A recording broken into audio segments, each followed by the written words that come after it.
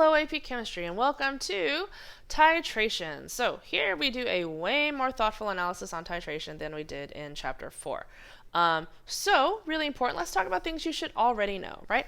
So for example, we already talked about things like the equivalence point, right? And what happens at the equivalence point? Here we need to be really, really specific.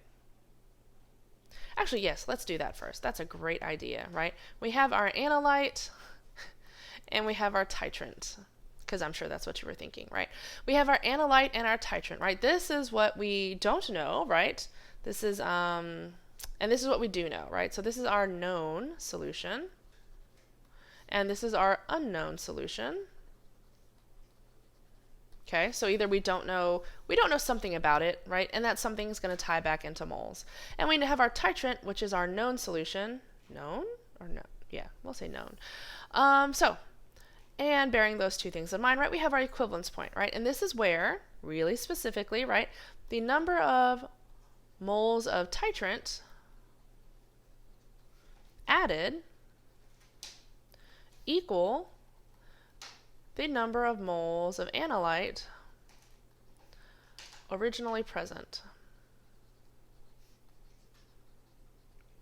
So, and you may wonder about the wording, right? Why does it have to be so specific? Why can't we just say moles of titrant equals moles of analyte? Because when you say things like that, right, and so here is where it's really important how we commit things to memory. If you're going to commit it to memory in a way that's going to be helpful to you, right? If you just say that the moles of titrant equals the moles of analyte, there is a strong probability that when we start talking about calculations at the equivalence point, you're going to say that, oh, the moles of titrant equals the moles of analyte, and you're going to start to assume that they're present, right? But the key here is that neither are present at the equivalence point, right? The number of moles of titrant added equal the number of moles of analyte originally present, and at the equivalence point, none are present. Okay? None of these are present at the, that says present. None of these are present at the equivalence point. Yes? Super important. All right? Now, the endpoint, right, which we talked about before, is hypothetically the same place as the equivalence point, right? The endpoint is our visual cue that we've reached the equivalence point as best our indicator lets us know, okay?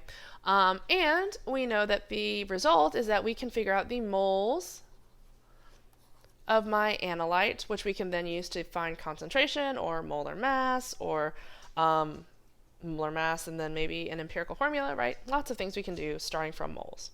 All right, so these are things we already know, and we already know the basic setup, right? We have a burette, we have a flask, right? We have all that stuff. We already know, we've already talked about how down here in my flask, right, the amount of water added is irrelevant, right? Because what matters is that the number of moles down here don't get changed, right, as we wash down our flask. Remember all that? Fantastic, right? Remember when we talked about our burette, right? We talked about how this burette, right, it's really important that that concentration of our whatever we're using is known really, really exactly, which is why, going back to questions we had in that chapter, right, we don't rinse this with water, right, we rinse this with the titrant we're going to use, so there's no dilution of my concentration, okay? And don't forget that these are read top down, okay? All right. Now, here we have a titration. This is a titration curve, to be specific. Let's get a different color. So here we have a titration curve. Now, based on what this curve looks like, we should be able to discuss what kind of acid and what kind of base we're talking about. Okay. Now, a couple of things to take note of. Titration curves will always be pH on the y, and will always be mils. Well, it doesn't always have to be mils, but we'll usually have some reference to your standard or to your titrant down here, right? So this is information about our titrant, right? It can be milliliters, it can be something else. If we're using an automated kind of equipment, it could be time, right? If we're adding a constant number of drops per time, this could also be a time point down here, okay? And this is always going to be our pH. So here we see, right, this first point here is my pH when there are 0 mils of titrant added, right? Which means that this reflects just the concentration of my analyte, right? So if we look here at the blown up picture, right, this is a pH of 1, right? If I have a pH of 1, I'm talking about a strong acid, right? pH of 1, strong acid. And this is what it looks like, right? My strong acid is completely dissociated, and this governs my pH at that point on my graph. Yes? Okay.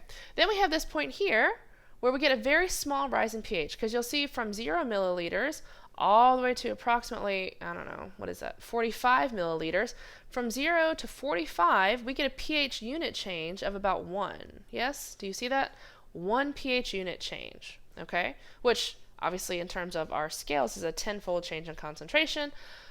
But in terms of our graph, that's only 1 pH unit change, which is very little, right? And that's one of the characteristic signs of a strong acid, strong base titration, is that this first part of the curve exhibits very little change in pH, okay? And if we think about that, my HCl is already completely dissociated, right? Which means that as long as there is a significant amount left, the pH is going to be decidedly acidic, right?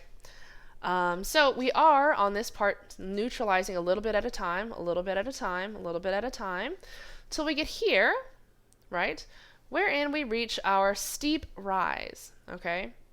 And this is indicative of our equivalence point. For a strong acid, strong base titration, this is always going to be a really steep, long rise, okay? For a strong acid, strong base titration, this is going to be a steep, long rise, okay?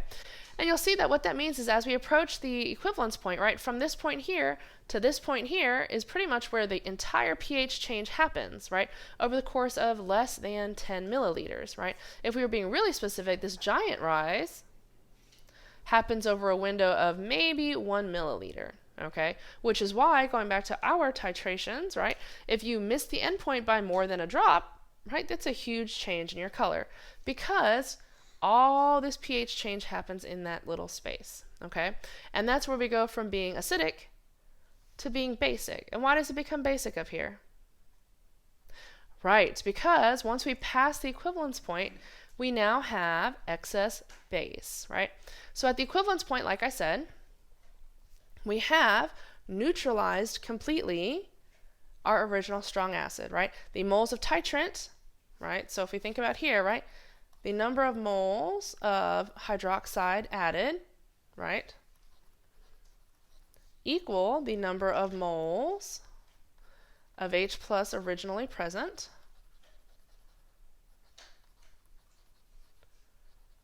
right, none of which are present at the equivalence point, which means that here, in terms of species, what do we have?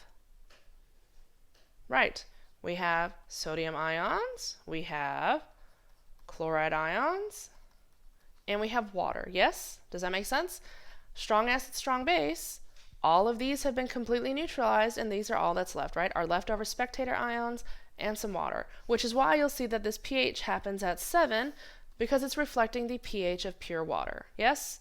And once we go the tiniest smidge past that, right, we start to get our excess sodium hydroxide, until eventually we reach our wherever we decide to be done, right? And this pH completely reflects sodium hydroxide, yes? Okay, please make sure all these points make sense, because we're going to do a weak acid titration curve next. So again, important points: slow rise in pH, long steep rise at the equivalence point, right? And over here, right? And again, you should know which species are present here, on the way here, here, and once we pass there. All right, next up.